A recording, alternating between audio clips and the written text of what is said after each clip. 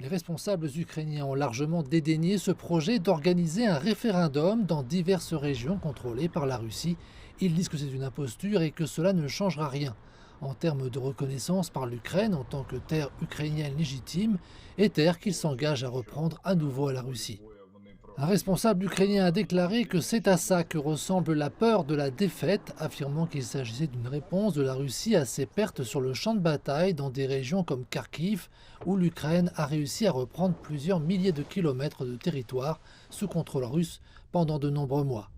Au cours des 2 dernières semaines seulement, cette contre-offensive ralentit, bien que les responsables ukrainiens disent qu'ils contrôlent désormais au moins un village de la région de Louhansk, le seul territoire de cette région dont ils peuvent dire qu'ils le contrôlent désormais. Car depuis de nombreux mois, la Russie contrôle toute la région de Louhansk, l'un des domaines où elle organisera un référendum dans les prochains jours. Nous avons également entendu la condamnation des dirigeants mondiaux qui ont décrit ce plan comme une parodie. Ils ont menacé de nouvelles sanctions contre la Russie qui s'obstinerait avec les référendums.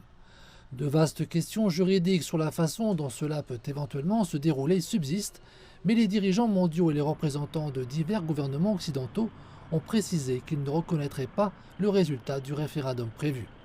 Jake Sullivan, le conseiller des États-Unis à la sécurité nationale, a déclaré: Nous ne reconnaîtrions jamais ce territoire autrement que comme faisant partie de l'Ukraine.